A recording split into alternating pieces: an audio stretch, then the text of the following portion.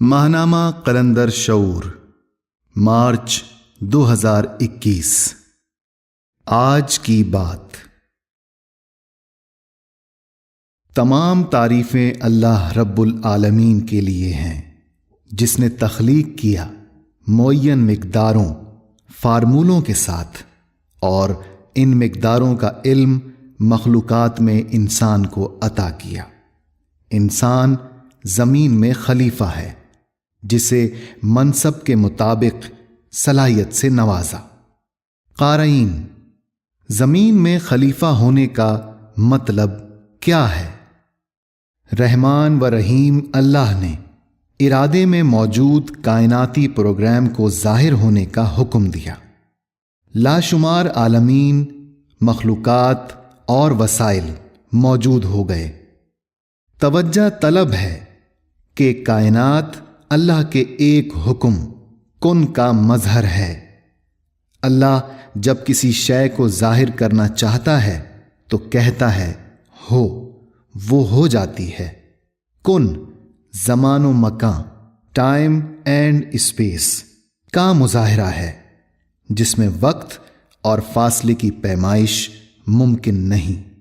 اللہ ذات و صفات میں زمانیت اور مکانیت سے ماورا ہے، مگر مخلوقات کی شعوری سکت اور کائنات کی تشکیل کے لیے زمان و مکان ضروری ہے۔ ہر دو اشیاء اور مقام میں انفرادیت ہے، یعنی ہر مخلوق زمان و مکان کی وجہ سے ایک دوسرے کو پہچانتی ہے۔ آج کی بات سمجھنے کے لیے مشق یہ ہے: 3 فٹ فاصلے سے قد آدم آئینے کے سامنے کھڑے ہوں، پورا قد نظر آئے گا۔ 1 فٹ دور کھڑے ہونے سے نگاہ گھٹنوں سے اوپر دھڑ تک محدود ہو جائے گی۔ فاصلہ مزید کم کرنے پر صرف چہرہ نظر آئے گا، اور اگر ناک کی نوک آئینے سے ٹکرائے تو نظر آنکھوں کے ڈیلوں تک محدود ہو جائے گی۔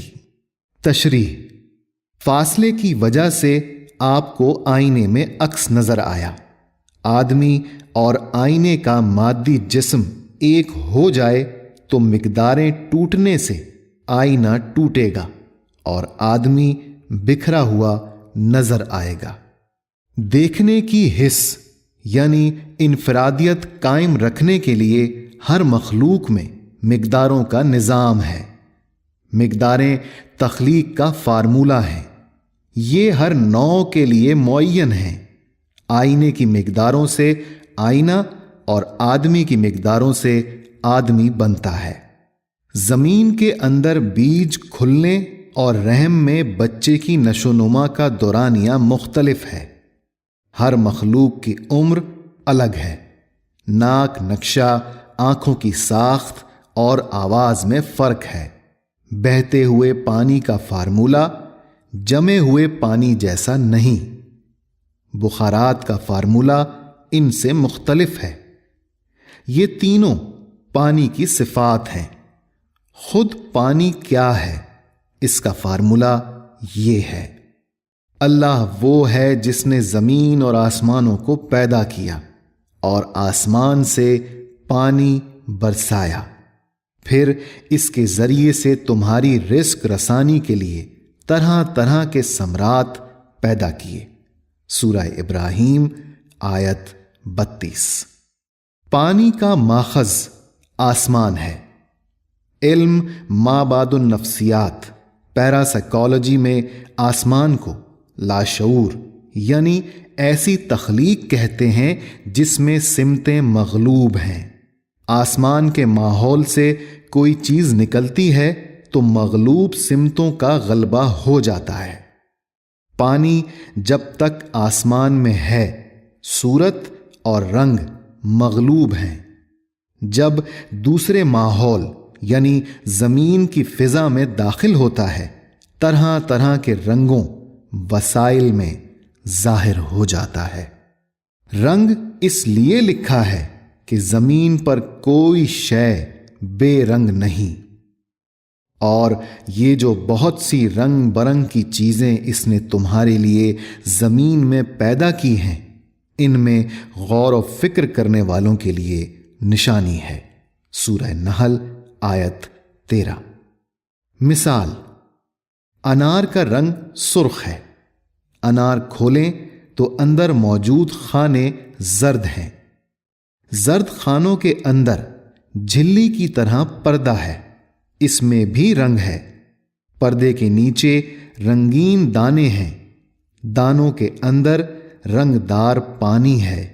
جمع ہوا ہونے کی وجہ سے پانی نظر نہیں آتا۔ درمیان میں بیج ہے اور بیج کی اپنی شکل ہے۔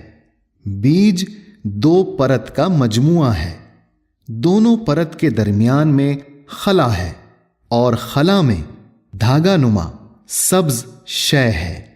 انار میں جتنے رنگ ہیں سب اس دھاگے نما شے میں ریکارڈ ہیں، جس سے انار کی نشو نما ہوتی ہے۔ اگر بیج میں دھاگا نما شے نہ ہو تو تخلیقی عمل آگے؟ سوالیہ نشان۔ ہر تخلیق رنگوں کی وجہ سے ظاہر ہے اور رنگ غائب ہوتے ہی چھپ جاتی ہے۔ رنگوں کی مقداروں کے یکجا ہونے کا نام پہاڑ، مٹی، پھل، پھول، پرندے، جانور، حشرات، جنات، آدمی اور انسان ہے۔ پانی میں زمین پر موجود ہر تخلیق کا فارمولہ ہے۔ ہم نے مخلوقات کے غلاف میں پانی کی صفاتی اشکال دیکھی ہیں، پانی کی اپنی صورت کیا ہے یہ نہیں دیکھا۔ پانی کی اصل صورت جاننے کے لیے سورہ ابراہیم کی آیت 32 پر غور کیجیے۔ ازل سے ابد تک جتنے عالمین، وسائل اور نوعیں ہیں، سب کا ریکارڈ کن میں ہے۔ کسی نوع کو نہیں معلوم کہ زمین پر ان کی تعداد کتنی ہے۔ اب تک کتنے لوگ دنیا میں آئے، کتنے جا چکے ہیں، اور مزید آنے والوں کی تعداد کیا ہوگی۔ بحر و بر اور خشک و تر میں جو کچھ ہے اور ہوگا سب اللہ کے علم میں ہے۔ اللہ علیم و حکیم ہے۔ علم اور شے دونوں اس کی تخلیق ہیں، اور ہر تخلیق پر صفت علیم غالب ہے۔ زمین پر نائب ہونے کی حیثیت سے انسان کا کائنات میں تصرف یہ ہے کہ اللہ نے اسے علم شے، علم الاسماء عطا کیا ہے اور تصرف کا اختیار دیا ہے۔ علیم و حکیم ہستی کا ارشاد ہے، پاک اور بلند مرتبہ ہے وہ ذات جس نے تخلیق کیا معین مقداروں کے ساتھ اور ان مقداروں کی ہدایت بخشی۔ سورہ اعلیٰ آیت 1 سے 3۔ زمین ایک نہیں، ہر عالم جہاں مخلوق آباد ہے زمین ہے۔ آسمان 7 ہیں اور ہر آسمان میں مخلوقات ہیں۔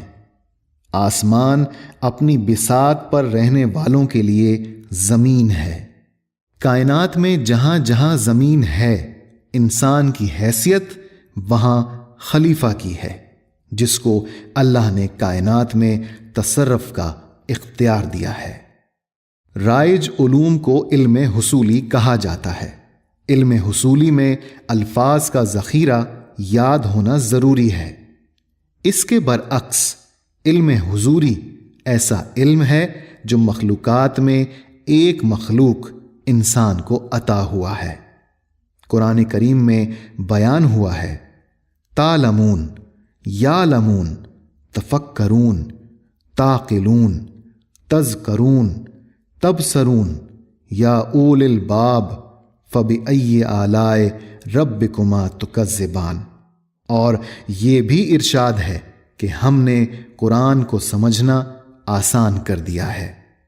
اور اس طرح کی دیگر آیات جن میں اللہ نے اس علم کے بارے میں بتایا ہے جو فی الارض خلیفہ کو سکھائے ہیں۔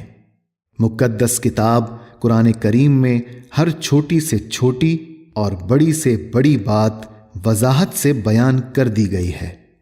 اللہ کی آیات نشانیوں میں تفکر کرنے والوں پر علم حضوری کے ابواب کھلتے ہیں اور وہ جان لیتے ہیں کہ فی الارض خلیفہ کیا ہے۔ انی جاعل فی الارض خلیفہ، آپ نے آج کی بات میں فی الارض خلیفہ کے بارے میں پڑھا۔ ہر شے کی طرح آسمان، زمین اور پہاڑ بھی مقداروں پر قائم ہیں جو شعور رکھتے ہیں۔